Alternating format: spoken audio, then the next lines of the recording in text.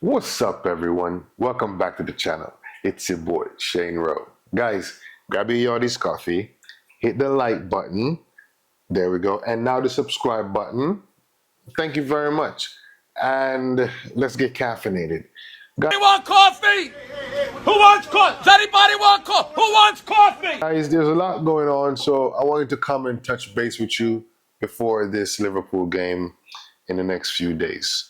We're at home and we frustrated them more than we would have liked last season. So two draws and then we beat them in the FA Cup.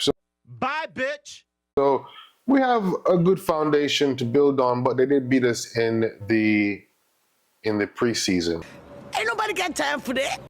3-0. So, and their form in the past few games in the new season has been much better than ours. So, with that said, we just signed Ugarte. I can't pronounce his name properly, guys. Leave his name down in the chat. Leave your comments down below. What do you think about him?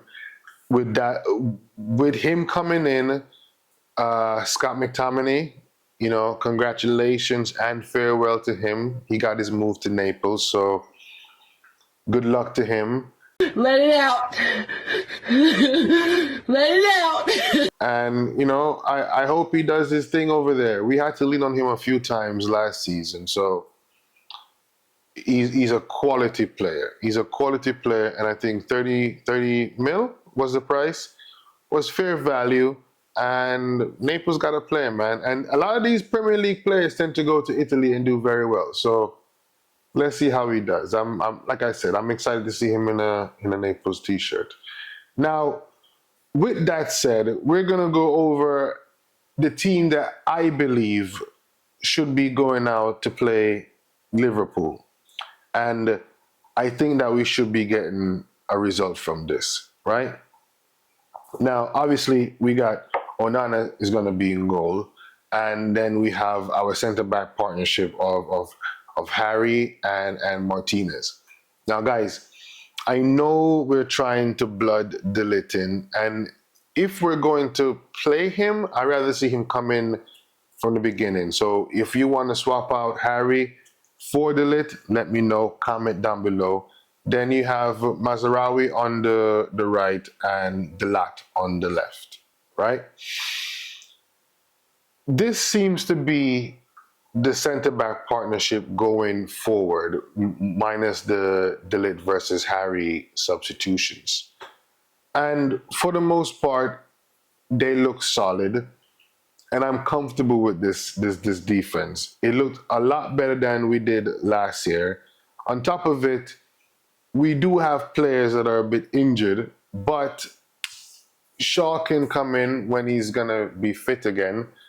Malacia seems to be training well, so knock on wood that he comes back soon enough. And Euro is still there, so it's a solid base at the back. Moving into midfield now, guys, you see it. Tell me what you think about it. It has to be the Ugarte, Casemiro, and Bruno midfield. I think that's the midfield going forward. Lord have mercy, I'm about to bust. Don't get me wrong, I love Maino just as much as everybody else. But Maino is 19 going on 20, and we're already putting this guy in every single game, every single big match. And he's been in the deep end and swam like a fish. But it doesn't mean that we need to wear his fins out. He's still a young player, and he still needs to have that eagerness and that wanting to play the game, as opposed to it being some kind of obligation. So this is my team. Let me know what you guys think. But Ugarte beside Casemiro, who has no more legs. We love Casemiro. He can still pass he can still pass a ball, but he's not tracking back. And when it comes to the style of play that Ten Hag wants to produce, it requires a midfield that is extremely active and one doesn't lose the ball. And if you lose the ball, you got to get it back fast enough. If you have Bruno up the pitch trying to make things happen on that end, and you have Maino and Casemiro, Maino can't cover all of that space for Casemiro and himself. You need somebody who is adept to doing that workhorse duties. And Ugarte is that player.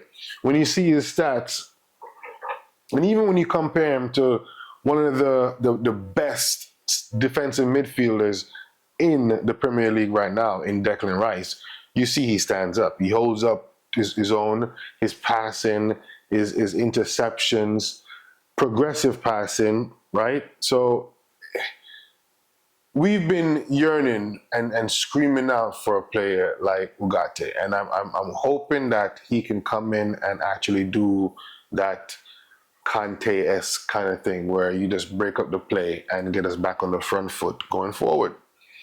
Now, guys, here's where it gets tricky for me, and here's where it might be a little sticky for you. In the forward line, I'm just not convinced that Rashford is that guy anymore. What did he say? I'm sorry.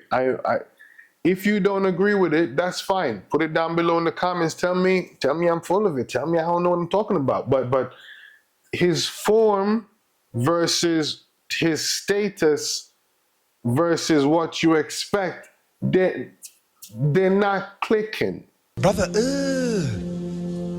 what's that? Like,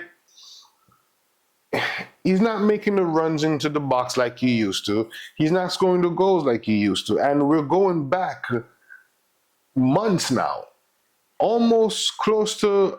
It's more a year than it is less than a year that he's had this form. So for me, Rashford, sit on the bench for a few weeks.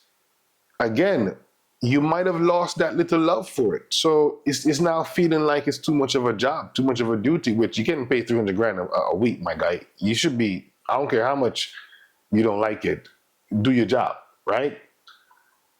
Then on the right side has to be Ahmad. We're not benching Ahmad. This is the season for Ahmad. If anybody talks bad about Ahmad, you're going to have to answer to me. We're not doing that this year. Ahmad stays on the right.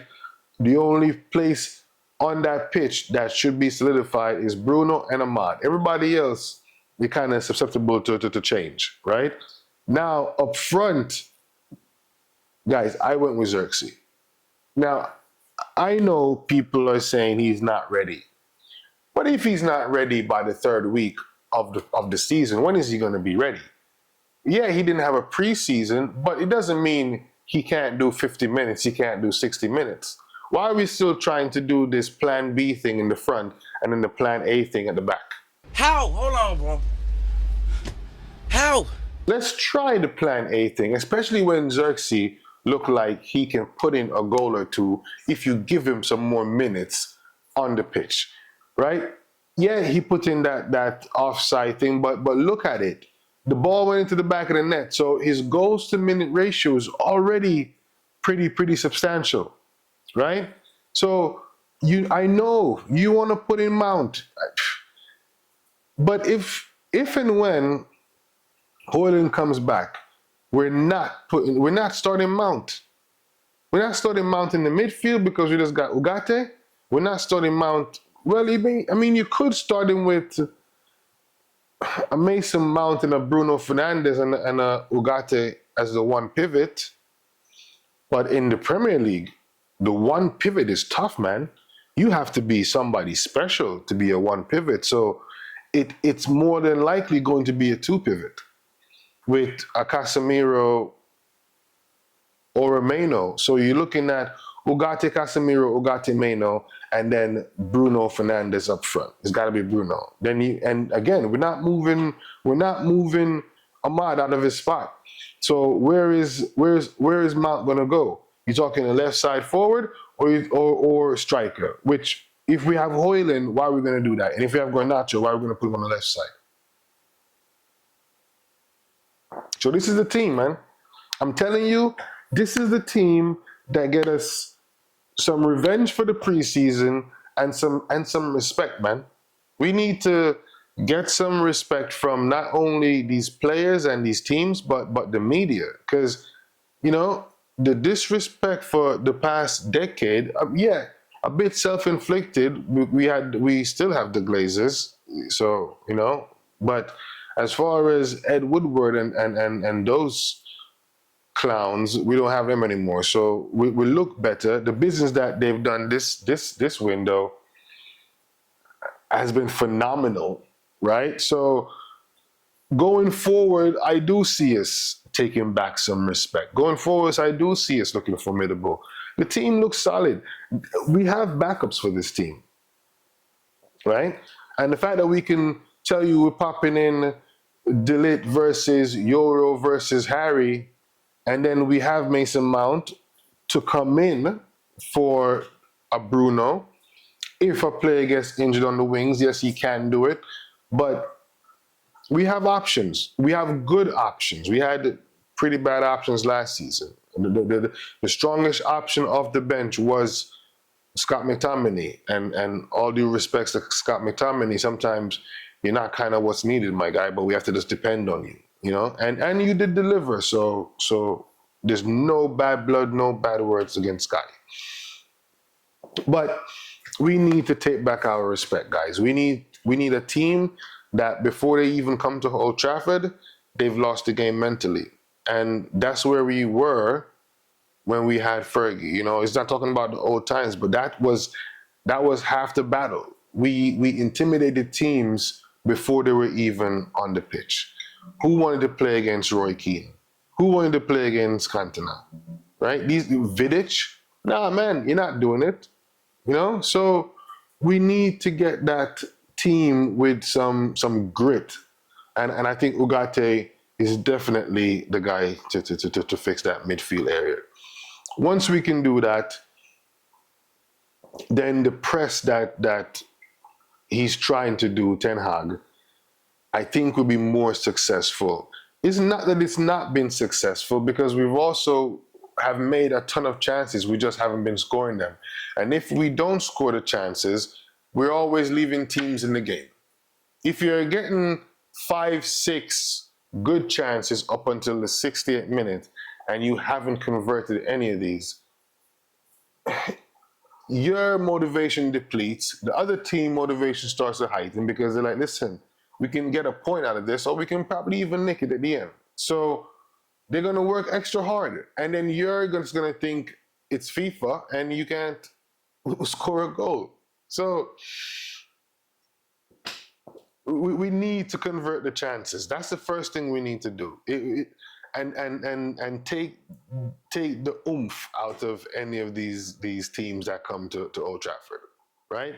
But like I said, the team is looking stronger than it ever was, and the vibe, the feeling around Old Trafford is getting much better than it ever was in the last 10 years, right? So we'll leave it there for today.